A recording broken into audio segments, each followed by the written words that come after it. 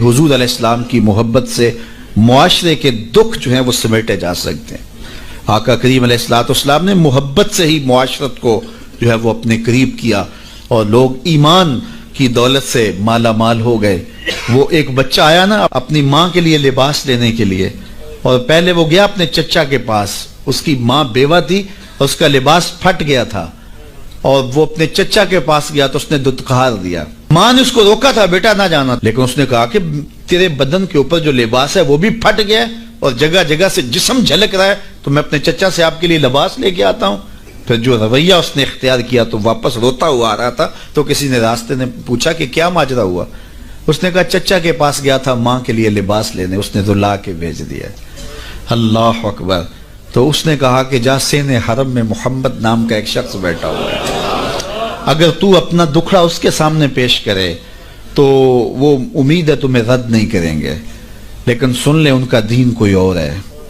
اللہ اکبر۔ اپنے ماں کے پاس آیا تو ماں کو کہا کہ چچا نے رلا کے بھیج دیا، لیکن آپ کی حالت مجھ سے دیکھی نہیں جا رہی۔ بچہ ابھی شعور کی منزلوں میں قدم رکھ رہا تھا، پہلے بہت چھوٹا تھا، اب اس کے اندر ایک جذبات تھے بچے کے اندر۔ تو ماں نے کہا کہ بیٹا نہیں، ان کے پاس نہیں جانا، سنا ہے کہ جو ان سے ملے دین دھرم چھین لیتے ہیں اس کا۔ اللہ اکبر۔ تو حضور علیہ السلام کے پاس جانے سے ماں روکنے لگی، لیکن بچے نے کہا کہ امی میں پکا رہوں گا، بتوں کا وفادار رہوں گا، تم اس ٹینشن کو اس پریشانی کو چھوڑ دو۔ اور حضور کی خدمت میں حاضر ہوا۔ حضور صحن حرم میں چادر اوڑے بیٹھے ہوئے تھے، اور جا کے کہنے لگا میں پہلے بات آپ سے کر لیتا ہوں، آپ کا دین میں نے قبول نہیں کرنا۔ حضور مسکرا کے بولے بیٹا بتاؤ کس لیے آئے ہو؟ کہا میری ماں بے لباس ہے، میں آپ سے لباس لینے آیا۔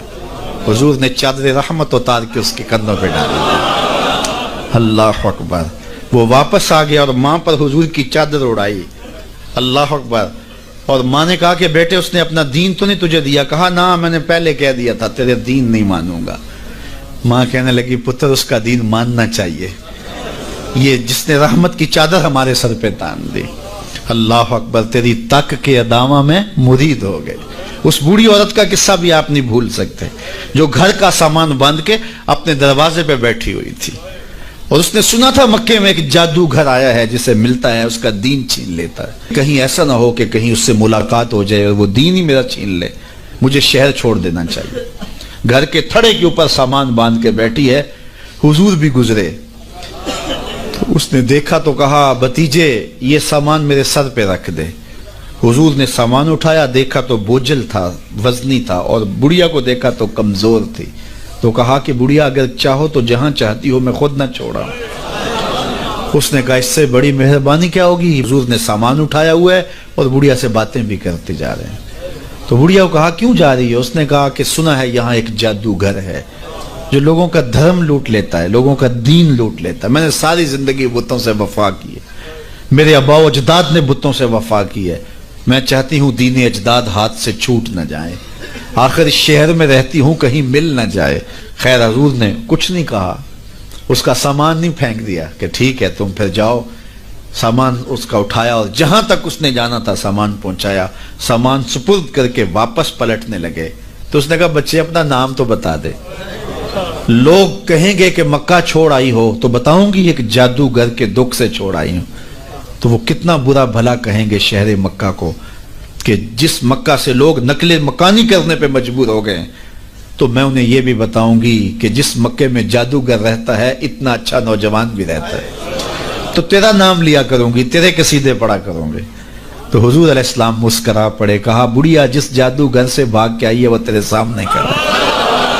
اس نے کہا سچ سے آپ ہی محمد ہیں؟ حضور نے فرمایا نام میرا یہی ہے۔ تو اس نے کہا پھر آپ کا جادو میرے پہ چل گیا ہے۔ اللہ اکبر۔ تیری تک کے ادامہ میں مرید ہو گئی۔ لوگوں کی خدمت کریں، بوڑھوں کے کام آئیں، دکھیوں کے کام آئیں، مصیبت زدہ کے کام آئیں۔ حضور یتیم ہو کے یتیم پرور تھے، لاچاروں کی مدد کرتے، لوگوں کے گھروں میں پانی بھر کے دے دیتے، اور دکھیوں کے کام آ جاتے اور مصیبت زدوں کے کام آ جاتے۔ تو حضور سے پیار کرنے والوں، امت میں آپس میں حسد نہ پھیلاؤ، بغض نہ کرو، نفرتوں کے پہاڑ کھڑے نہ کرو، ایک دوسرے سے پیار کرو، جڑو، امت وحدہ بنے، اور اپنے ماحول کو، اپنی معاشرت کو ایک خوبصورت معاشرت کا رنگ دو، اور اپنی زندگی کو حضور کے نام کر